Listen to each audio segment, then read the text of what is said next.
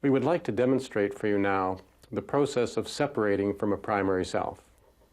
I'm going to be the facilitator in this demonstration, and my subject, who you of course recognize as Sidra, we're going to give a different name to. We're going to call her Mary. Mary came to me a few weeks ago complaining of headaches, sleepless nights, general feelings of not feeling too good about herself. She describes her marriage as being all right. She has 3 children. She's very much a mother. She loves her children, takes wonderful care of them, talks about them in very glowing terms.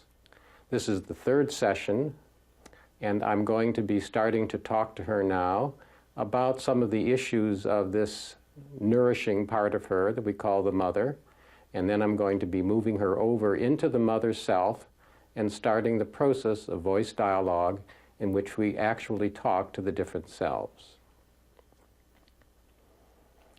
So you've been telling me quite a bit about your role as a mother. That's very important to you, isn't it? Oh, it's extremely important. I think it's the most important thing in my life right now. Yeah. Well, you're a little bit familiar with the work that I do, and I think you have some idea about these selves. So what I'd like to do is I'd like to talk directly to this part of you that is the mothering self, the one that likes to take care of people and nourishes the children so beautifully. I know that feels funny to think of that as a separate person, but I think it's important to get some idea objectively of what that looks like. Okay. So how about moving over to wherever she's sitting? Okay, is it okay if I move over here a little bit? Oh, that would be fine, yes. Okay.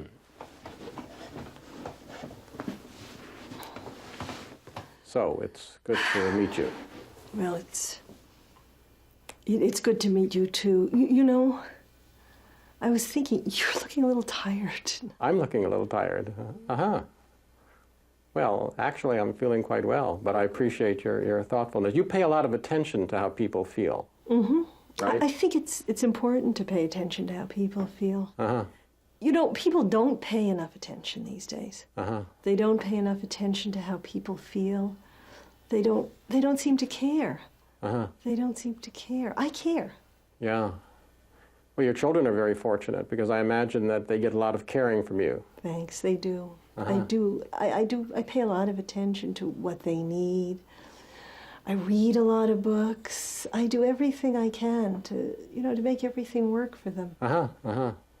I think women aren't paying enough attention. Basically, I don't think people are paying enough attention. Women aren't paying enough attention to their child rearing these days. Yeah. How about in her marriage? Are you a strong factor in her relationship to her husband? I love him. Uh-huh. He is so good. Uh-huh. I mean, everybody else thinks he's this great tycoon of industry. Yeah. And I see the little boy in him. Ah, I see. He is just so sweet. Uh-huh. So what kinds of things do you do for him? I mean... Well, he works hard. Okay? Yeah. He works very, very hard, and I feel that unless I have a place, to kind of catch him. Right. And make life comfortable for him. So you create a kind of a vessel for him, a special space for him. Yeah, a special space so that when he comes home at night, he can stop worrying. He can stop thinking about things. He doesn't even have to worry about putting things away. So you take care of him, basically. Mm-hmm. I see. He's got a little boy quality to him, you know? Yeah. Well, how do you take care of him? I mean, for example, when he comes home, does he put his own things away, or do you put them away? What happens? He's a little untidy at home. He's very neat in the office. Yeah. At home, he kind of drops things. Uh-huh. And I pick them up. I mean, it's not such a big deal. Like, what does he drop? His coat, then his shoes, then, if he's got gloves or his newspaper or whatever he's carrying. So he leaves things around, and part of your job is to pick up after him and see that that gets taken care of. Yeah. I see. I figure, I have friends who tell me that this is silly. Yeah. But I figure, why make a big fuss about it? Uh-huh. It really, it's part of what makes a home a haven for him. Uh-huh. So I do. I pick up things. I make sure that there's warm food. It makes him feel good. Right. So really it's like a full-time job, taking care of him and taking care of the children. Mm-hmm. Well, if you're going to do it right. Yeah, if you're going to do it right, yeah. How about her friends? Apparently you're there for them also. Yeah. Yeah. So if somebody calls and wants help at 10 o'clock at night or wants to talk? You make sure. I love it. Yeah. I mean, I like people. Yeah. I like people. I like all of, people all around. I mean, Yeah.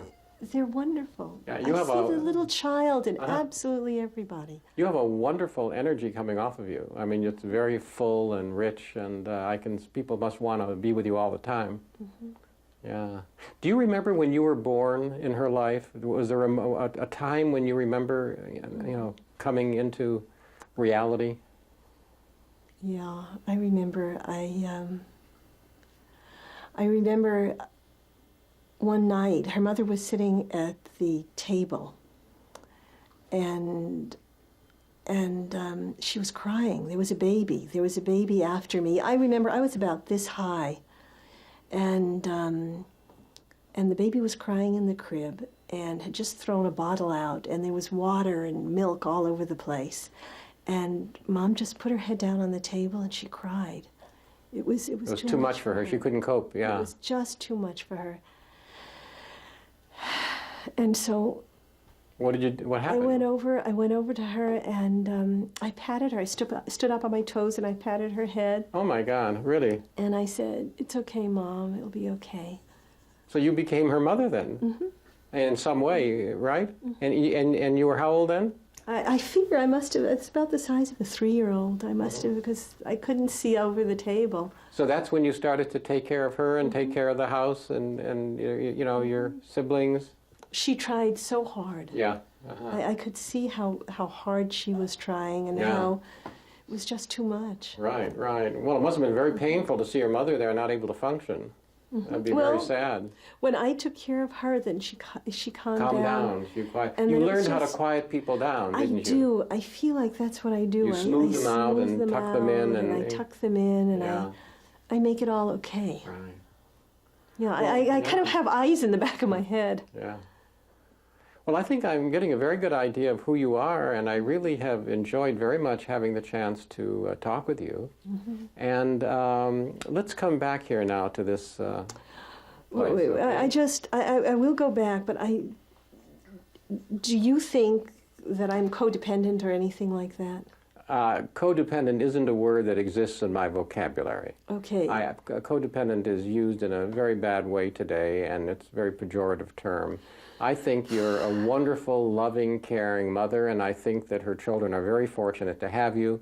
The one problem is that there's nobody to balance you on the other side, and that's causing Mary some problems. I can see that she's overworked. Yes. I can see that Yeah, she's because you overworked. keep her working very hard with everyone all the time, and she's not getting a chance to take care of herself. That's the issue. Who you are is just perfect. It's absolutely perfect, and I don't think you're codependent, no. Thank you, because her girlfriends think I am. Let's come back to Okay, one of the aspects of this voice dialogue that's so important is that this part of me as Mary trust the facilitator, trust him, trust Hal, that he knows that she's important and that she's good and that there's nothing wrong with her.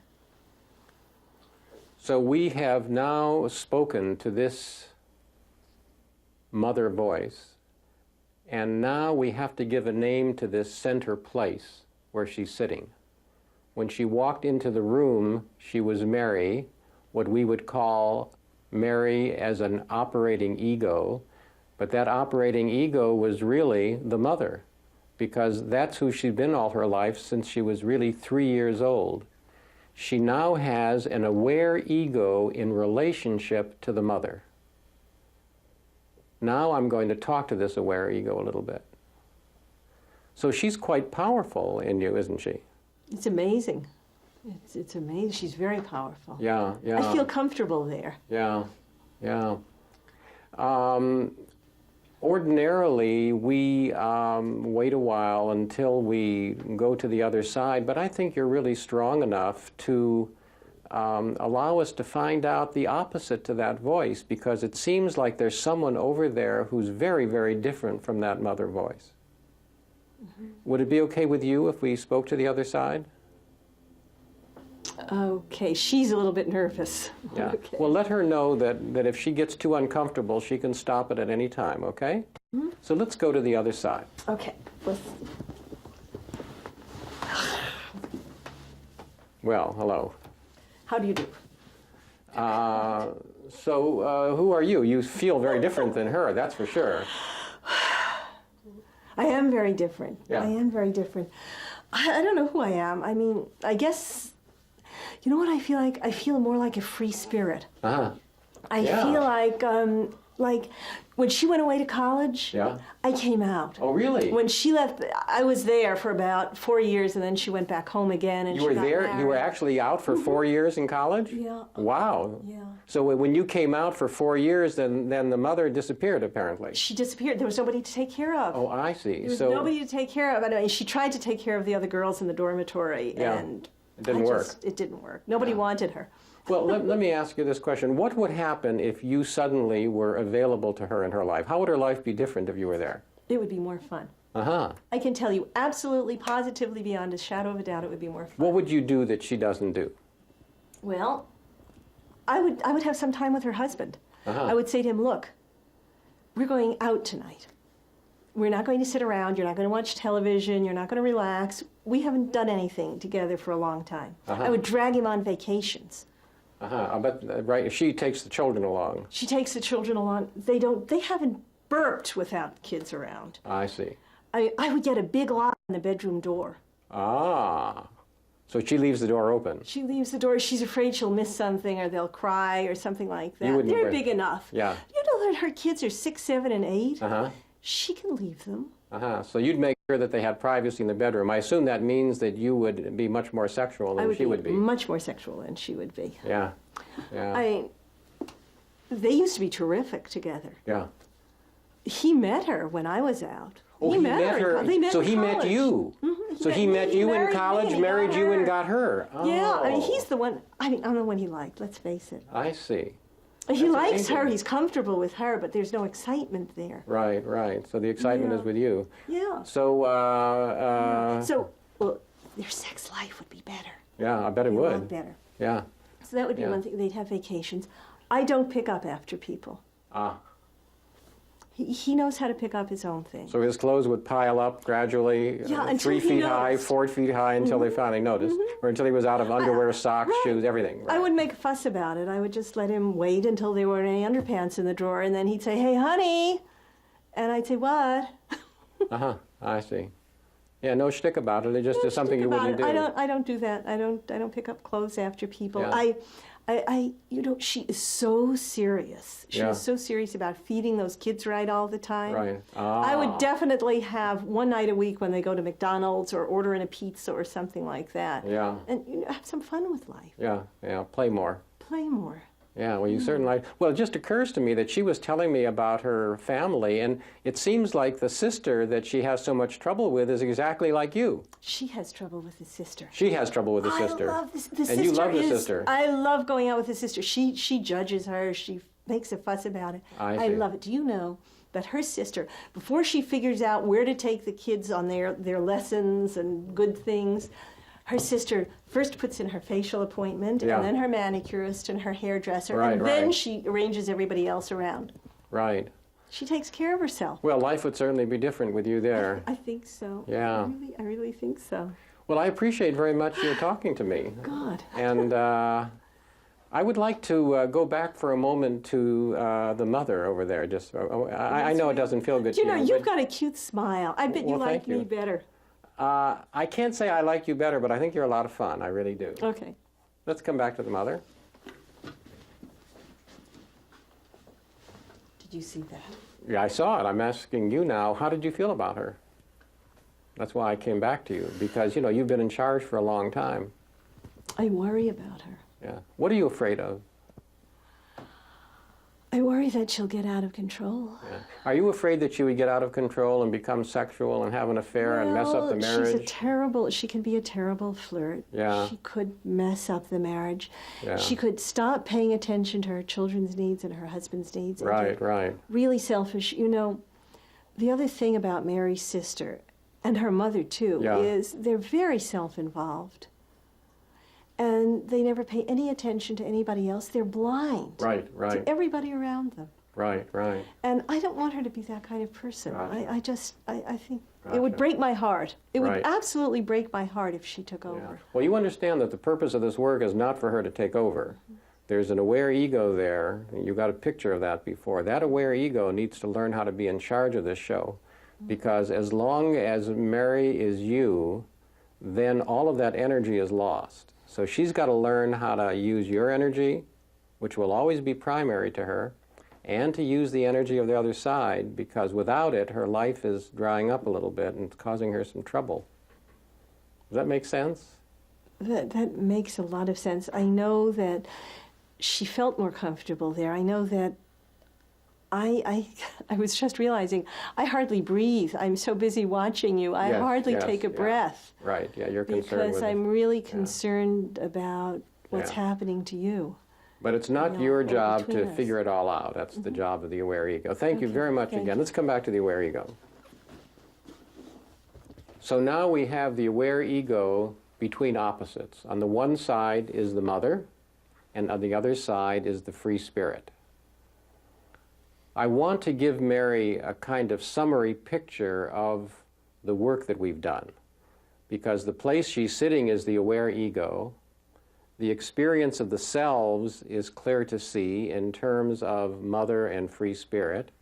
I'm now going to ask her to stand behind the chair where she will be in the position of awareness, or the witness state, so I can summarize the work. Would you just stand behind the chair for a moment? So this is the awareness level of consciousness. It's what people are after when they practice meditation. It allows you to witness what's happening without being involved in solutions. We see then that at the age of 3 approximately, Mary became the mother. And it was very necessary that that happened, because that mother really saved her life. Because the mother brought organization out of chaos.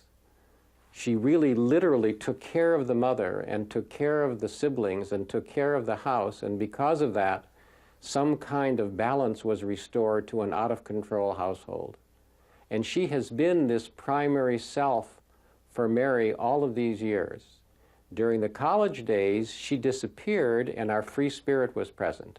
She had a good time, met her husband in that place, and she married the husband. But then, shortly afterwards, she disappeared again, and she's the one that has been active in the marriage to the husband. Okay? So I want you from this place just to witness all that, and then we'll come back to the aware ego. So from this place, I'm detached from what's going on. I get the overall picture. I actually see things that I might not see elsewhere, and I'm just witnessing the play, the interplay of the selves. Okay, back to the aware ego.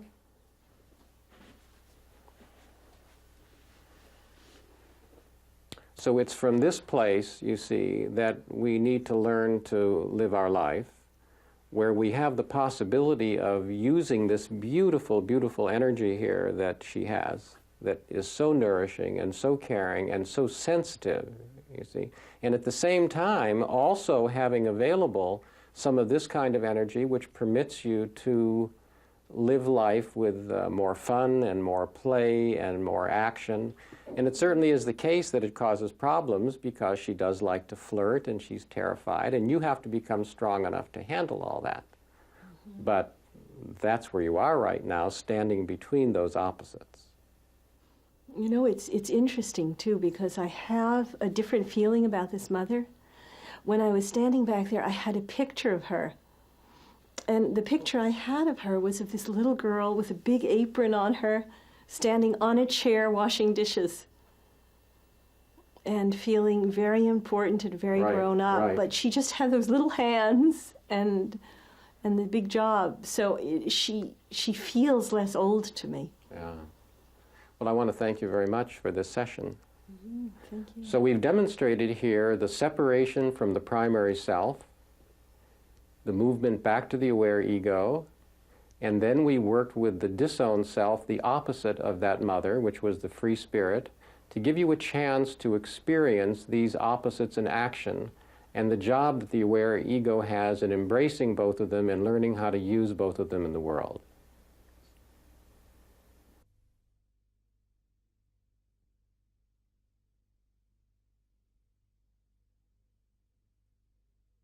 We're now going to demonstrate for you a very powerful pair of opposites, one of the most powerful that we work with in voice dialogue. The two are power and vulnerability. Our subject again is Sidra, but this time we're giving her the name of Barbara.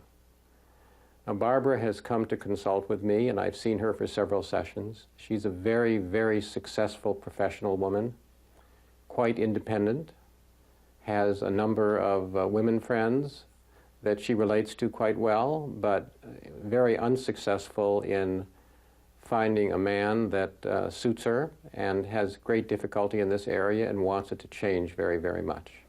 She's the youngest of 3 children, 2 very successful parents who were very, very busy. And in the early sessions, she's given me this kind of background. We're now in the 4th session, and I'm going to be talking to her again about her life a little bit, and then moving into the voice dialogue process where we talk to these selves, and I will be talking to the power side. So you've given me a very interesting background that you have, and as I understand it, you really had to fend for yourself from a fairly early age. Yes, yes, it's helped me become who I am. Yeah. I did have to fend for myself. Everybody was busy, Yeah. and there wasn't a lot of, affection, a lot of Right. demonstrative feelings. So it wasn't a household where you could let your guard down and be vulnerable or have too many feelings or anything because there was nobody there to take care of them. Well, there was nobody there to take care of them, and there's really no point to them, Right.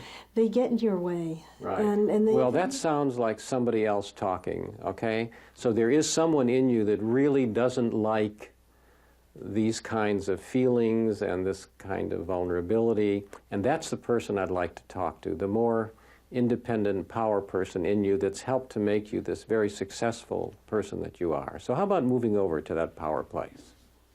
I'd be delighted. So it's nice to meet you. Thank you. It's a pleasure to meet you. So do you have a sense of who you are in Barbara's personality? Absolutely. I run things. I make everything work.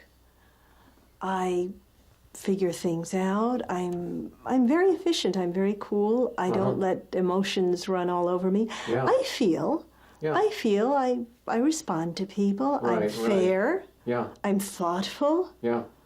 But I don't let those emotions that entangle people run away with me. Right, right. That's what you try to stay away from. Yeah. So as I understand it, you have been very, very successful in what you've done for her. I mean, she has a very successful career, and she has a lot of responsibility, a lot of people who work for her. I mean, it sounds like you've done your job very well in terms of... I've done it very well. Yeah. I've done it very well. They call me Miss Cool.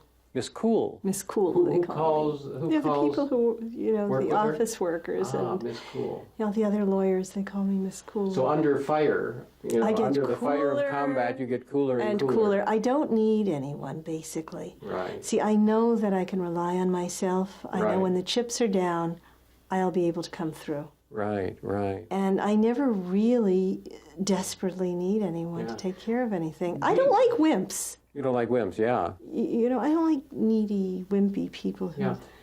Do you remember anyone that was there before you took over Barbara's life? In other words, was there a little Barbara before you that was the opposite to you? Do you remember that at all, or do you go back all the way? I go back pretty much all You the go back way. pretty much I all don't the way. remember anybody before me. So you took over when she was very young. Yeah. Yeah. So what doesn't work? In other words, you're in charge of her life. You are Barbara, basically. Well, I have come, it's true. I am Barbara, basically. I've come to you to figure out what doesn't work. So you really brought her to me. It's my way of doing things. Now, Yeah. there's obviously something amiss. And you want to solve it. And I want to solve it. She can't seem to get into a relationship. Yeah. Every man she gets involved with turns into a wimp. I can't wimp? believe it. A wimp. needy, why don't you call me, Dependent. dependent. I can't believe it. She finds men that seem strong and self-sufficient. You find men. Yes, I find them. Yeah, you are the one that finds them, yes. And they start out strong, and that's what you're looking for, and they end up... match. Yeah. They Right. start out strong and they wind up wimps, Yeah. and I want a match That's for very her. disappointing for you, It's isn't a it? real disappointment for me. Now, I know rationally Yeah. all men are not wimps. Yeah, There's got to be something she's doing right. that's not working out well.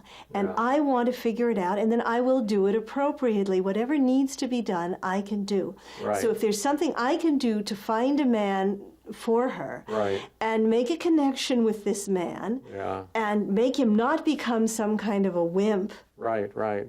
I would like to learn how to do it. So I'd like you to teach me. Yeah. Well, I'll do the best I can. Thank you. The problem is that you may not be the one to solve the issue. You know how when, I assume that she works on the computer a fair amount, of okay? course. Well, you know, on a computer you have different pieces of software, Yeah. okay? So you represent one very, very, very important piece of software on her computer. And you give her all kinds of information, you give her coolness under fire, you give her the ability to really successfully negotiate the rapids of the world, okay? However, you as a piece of software do not do relationship. You do not do intimacy. When we sit together, there's no real energetic connection between us because that's not your job. It's not what you're created for. So she has other people over here that have to do with intimacy. She has other people that have to do with linkage and relationship, you see. And we need to access some of those other selves in order for Barbara to be able to meet relationship in a new way. Does that make sense? It's hard to believe, but it does make sense. Well, I know it's hard to believe. The computer idea speaks to me. Yeah. So what we're going to do now, because I do have a good sense of who you are, we're going to go back to this place here, which is the aware ego, in just a moment. And I'll talk to her for a moment. And then, if it's okay with you, I would like to be able to go to this feeling side that really must have disappeared when she was very young and spend a little bit of time with it. And then I'll come back to you because you're the one that's in charge. And remember, whatever work we do, you decide how much we do and how far we go. If it's too much for you, you just stop the work. Okay? Let's move back here. Makes sense. So I've now moved her back to the center place, and once again we have to give this place a new name because it isn't the same person sitting in the middle here than is sitting here right now. And this new person sitting here we call the aware ego. She has an awareness of this independent woman. It's the beginning of a separation from this independent woman. So, can you have a sense here of how powerful she has been and how she has been you in your life? I do. Actually, she feels a little bit bigger than I am Yes. and a little bit stronger than I am. Well, she is bigger and she is stronger because you're relatively new in this place of being separated, you see. I feel more comfortable there, but I feel it's strangely pleasant to be here. And if you notice, there is the beginning of a connection between us, that on an energetic level, Yeah. there is a certain intimacy that wasn't there before, now that you've separated from that. You know, it's almost as though before I was like operating just from here up, and like in a way I've sunk down Exactly, into the body in a into certain the body way. a little bit more, and I have Right. more of a sense of you as a person than a source of information, Right. basically. So over here is the feeling side. Now, I don't know exactly what we're going to find there. So, you know, because it can be adult feeling or juvenile feeling or a little child feeling, I don't know. But the feeling side was buried a long time ago, and we want to see if we can make a connection to it. Okay? Does that feel okay with you? It feels okay. You know, I've heard a lot about this inner child stuff, Yes. and now that I'm sitting here, I'm curious about, I wonder if I have an inner child. Well, you certainly have an inner child. Whether the child will be available to us at this early stage of our work, I don't know. that remains to be seen. We're not in a rush to get there. The important thing for you is to separate from her, because really she has been doing a full-time job running your life, but your life on every level. So she needs a little help from you. So why don't we now move over to the other side and let's see what we get. I'm going to try that inner child thing. Okay.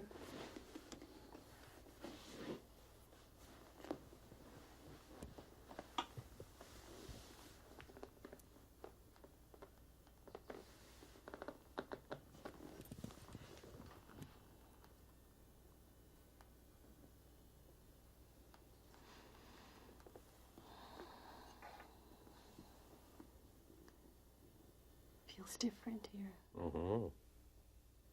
Scary place, isn't it? It's scary, and it's scary, and things are big. Mm-hmm. Mm-hmm.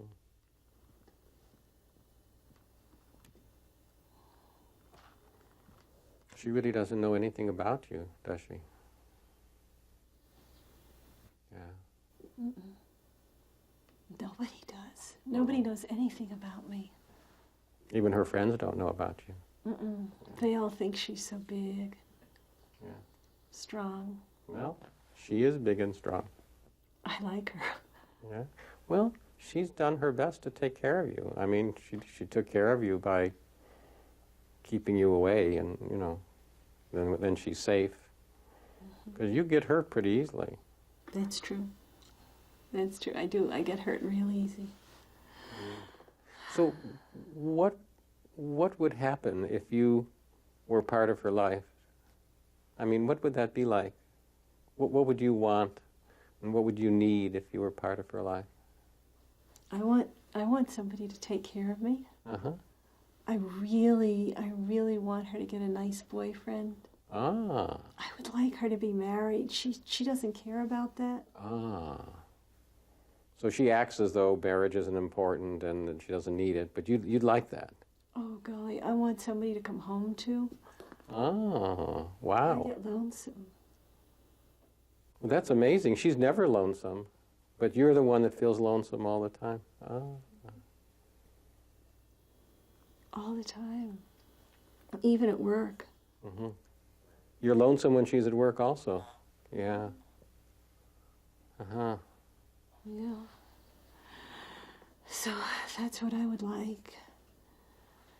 If she were going to do things to take care of you and spend time with you, what would that be? Like just hanging out with you, or are there places you like to go, or you know, what would feel good to you? You're going to think this is funny, but I like it when she goes on business trips. On business trips? And we take, there's not enough to work to do, and then we take bubble baths. Really? And then sometimes, you know, we get in late, and I can just look out the window a lot. So on trips like that, you get a chance to come out more. Mm-hmm. She's alone at those times. Mm-hmm. Huh? And you just stare out the window. You like to stare. I love to. You like the lights? Oh, I love lights. Mm-hmm. I love sparkly things and lights and soft things. Yeah. I like quiet. I like quiet. Mm-hmm. Because I'm quiet. Yeah, you are quiet. You're you're very quiet and very shy, aren't you? I am shy, but you know, I like to peek at people. Uh-huh. I like to sort of pretend I'm with them and, you know, listen to conversations and stuff. Uh-huh. My God, you're like a gold mine, and she doesn't even know she owns a gold mine, huh? It's amazing. I make up stories about people. Really? Mm-hmm. I think about what they're doing places. Would you like her to write down those stories that you make up? I don't know. You don't know, yeah. I don't know. I don't know. Do you have a name that's different than hers, or would you be a Barbara also? Oh, I'm not Barbara. You don't feel like a Barbara. No. It's not I important. would be... Well, I was thinking I'd like a really pretty name. But Barbie's okay. Barbie. Mm-hmm. Barbie girl. Barbie girl. Barbie girl. It sounds more like you than Barbara. Barbara's a very big name. Yeah, it's a big name, big person's Barbara's name. a big person's name, and they always called her Barbara. Barbara, yeah. You know, it sounds like your No mother's nickname. hollering at you when she's Barbara. Barbara, yeah. Yeah. Well, it sure is wonderful having had a chance to meet you, and I'm sorry that I can't stay longer with you right now, but I think you're going to get a lot of attention in the days and weeks and months ahead because she's listening to this conversation, and she's getting an earful. Yeah. Yeah, because I like pretty things and soft things, and I'm not sophisticated at all. Yeah, I can see that. Okay.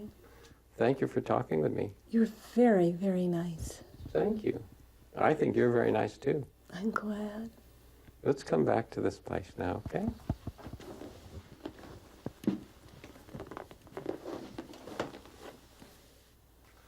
In working with the inner child, there's a great variation in how one relates to the child. Sometimes one uses words. Sometimes one can spend a half hour or an hour without any words at all, and the connection is simply on an energetic level because the child is pre-verbal and has no desire or interest or information about talking at all. It's amazing. So there you see what's on the other side of this power person, and they're both very, very important to you.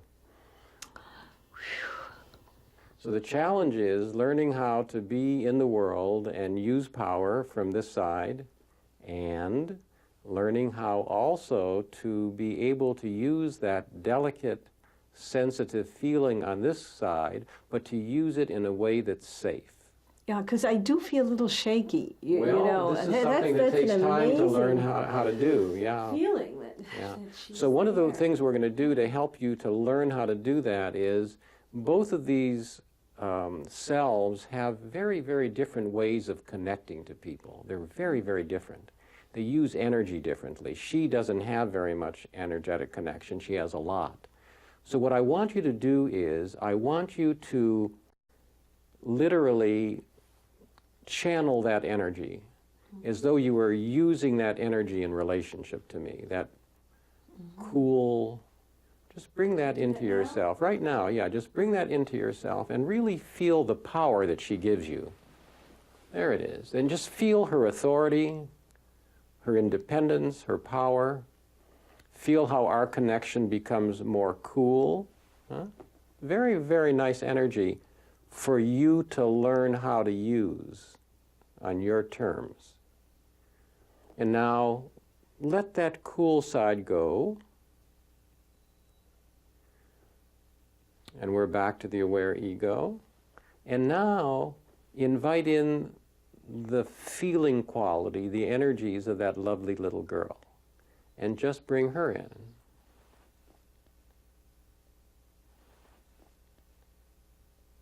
And feel how different the connection is when you bring her in. So what you're doing here is learning how to use these different selves from an aware ego. Now remember that you don't have to bring in the child 100%. You can bring in the child a little bit, because if you're in a business meeting, you might not want the child there 100%. I know you wouldn't. So you can really turn the energy down and just have a little bit of vulnerability. See? She softens me. That's right. So you just want a little softening. Yeah. It's a business meeting. Yeah. Yeah. And now let her go. So now you're standing between opposites, which is really what our work is about. It's learning about these opposites and learning to stand between them and learning to have choice about how they're used. That's really what it's about. That makes a good deal of sense. It really does. I could feel how much she softens me. Right. And it's not totally safe, but it's nice. It also relaxes me a little bit. Right. Because she's always kind of held in. Right. And that's more of an effort. It seems easy when you're there, but I realize now that I've separated from her that it's more of an effort than I think. Well, I want to thank you very much for this time and for this session. Thank you. You know, one of the things to note about these sessions is that Hal treats each of these parts of me, each of these selves, as a real person. And he relates to it in his entirety. If he didn't, they wouldn't come out in that same way. So when he's with my independent part, she can come out fully because she feels appreciated, she feels seen, she feels received. The child can only come out with somebody who really understands her and knows her reality. So a very important aspect of all of this work is to know these selves and to really appreciate them as people. Then everything just moves along like a conversation with a regular person.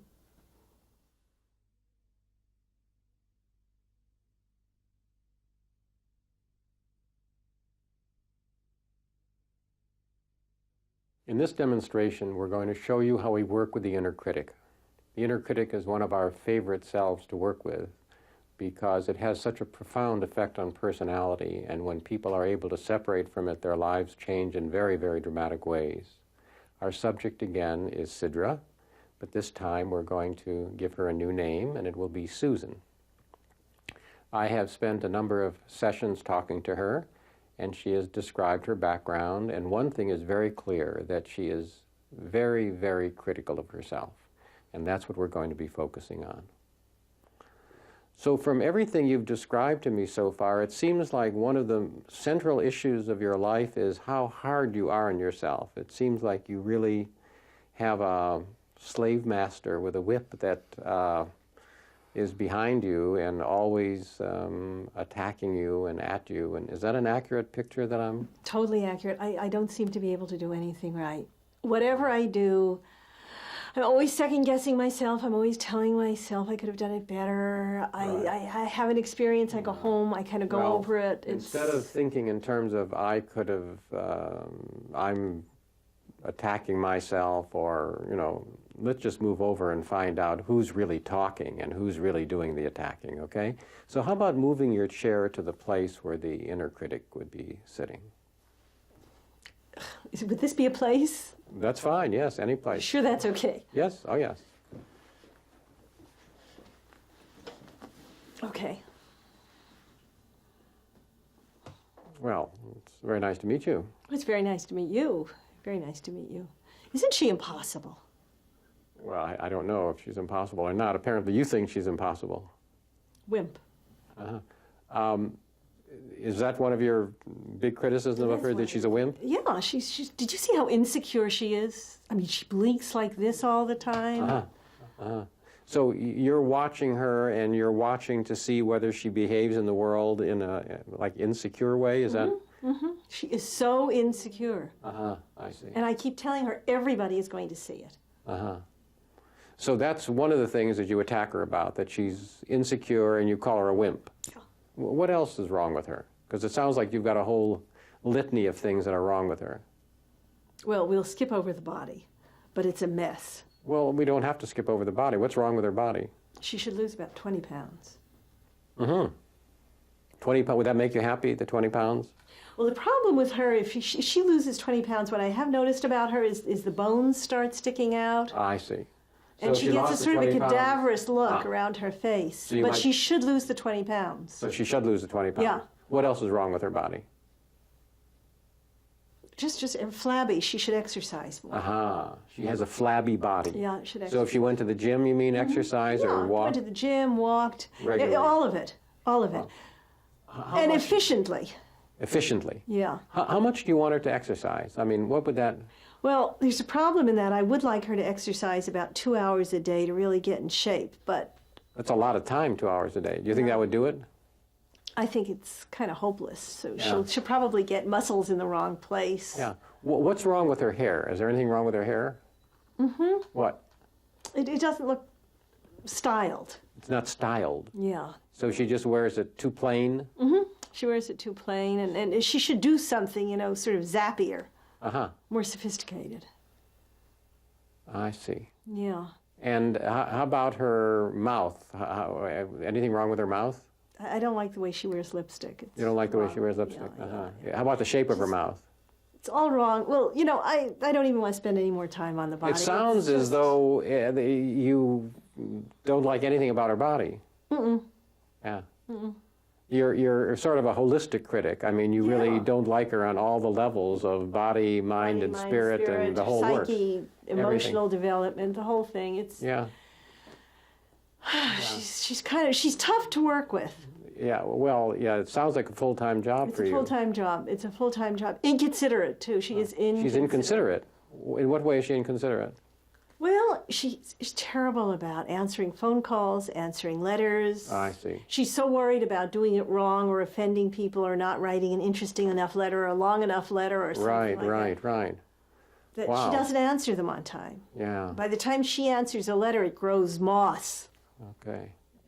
So far, I've been talking to the inner critic in its attacking aspect.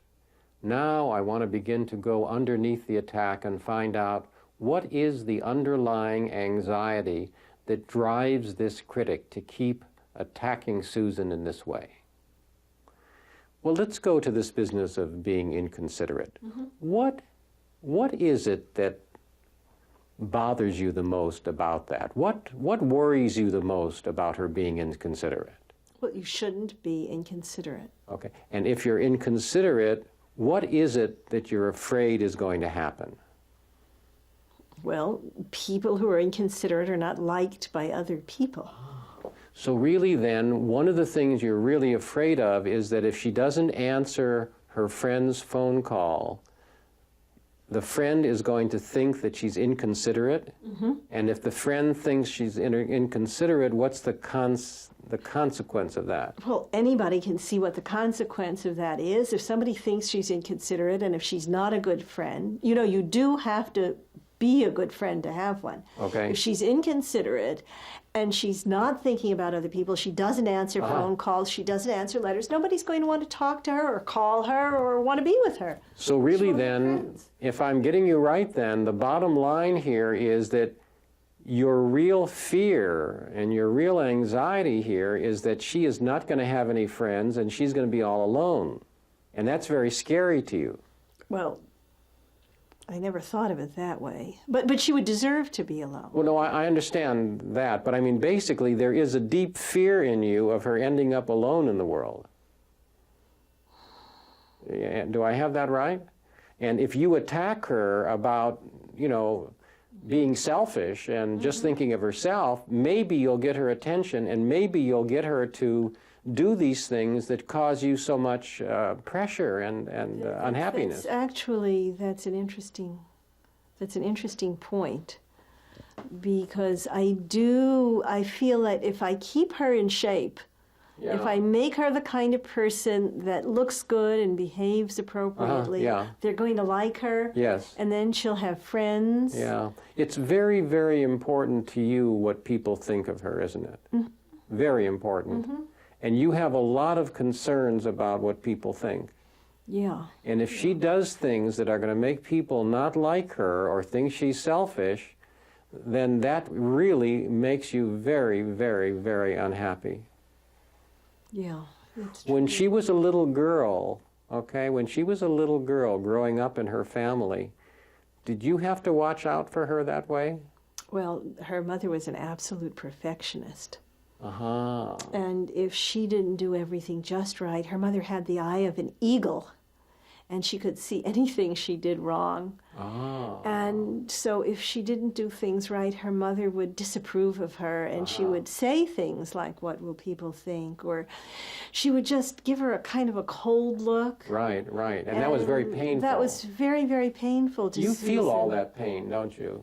Well, I guess you're right, I do. Yeah. I do. Yeah. I do feel that pain, and I do worry about it. I worry that she won't have friends. Her mother used to say, "You won't have any friends if you do that. Nobody's So gonna really, like in a you." way, you criticize Susan before somebody else criticizes her, because maybe then you can avoid that criticism from the outside. It's because it's too painful for you, isn't it? Yeah, the criticism is too painful, and the worry that she's going to be... You know what it sounds like to me? It sounds like you need a mommy. Strange thing for you, isn't it? I need a nice mommy. You need a nice mommy to take care of you and to listen to the anxiety and to help you and to talk to you. Because everybody is always angry at you, and you know what I mean? You don't... Everybody says that I'm bad. Yeah. But I really just want her to be okay, and I just Yeah. want her to have friends. And I have this horrible picture Yeah, what's that? in my mind. I can't tell you. I have this horrible picture of her being an old lady Uh-huh. and living alone in one room Oh my God, yeah. and not having the phone ring. Not having the phone ring, just being isolated. Yeah. And that's a terrifying picture And you have. the truth of the matter is, it scares me. I've seen that happen. So really, when you attack her, it's like you're really calling for help. I mean, you're really saying, help me. I can't handle the world. I can't handle being alone. You're calling for help, really. You need a mommy. Susan has to learn how to take care of you. She really Do you think does. she could do that? She could learn how, yes. That's a lot of what this work is about. She's got to learn how to take care of you and how to, talk to you when you're anxious. But she's so incompetent about so many things. Well, that's another anxiety you have, isn't it? Because if she behaves in a way that you think is incompetent, then people aren't going to like her, and they're going to think she's incompetent, and they're not going to want to be. It comes back to the bottom line again. She's going to be all alone. That's really the fear, isn't it? Yeah. She's going to be all alone. Yeah, it's amazing. It's true. You're very smart. Well, thank you very much. Thank you. Well, I want to talk to Susan a little bit about this because I think that, she's gotten an earful here, and she has to understand what these attacks of yours are really about. Okay. So I want to thank you for talking with me. Let's come back to the aware ego now. Thank you. So you get a sense now of what really lies underneath these attacks of the inner critic. It always has to do with some fundamental underlying anxiety. In this case, that critic is terrified of being left alone. It's terrified that people are going to think badly of you, that you're going to be shamed in some way, rejected, whatever it is. And it's too painful for the critic. There was too much of it in growing up, you see. Mm-hmm. So the only way it can get your attention is by screaming at you. And it does that really well. It's really interesting to think in terms of my mothering it. That's Right. a whole different picture. It also gives me a sense of what I could do. It seems less big and less right now. It seems less formidable. Right. Now that I've heard it, I'm not as nervous about it as I was. Good. Thank you very much. Now, what I'd like to do is let you know that this makes a big difference for me as Susan, because I'm not looking at this point of, do I weigh too much? Do I need to exercise? Do I need to do my hair? Do I need to answer letters? It takes the focus off all of the details of the critic. It takes the focus off the details of the critic's attacks and off the content. And it refocuses me on what that underlying difficulty is, what that underlying vulnerability is. I can start to deal with that fear of being alone. I can mother her and think of ways to deal with that ultimate picture of abandonment and isolation.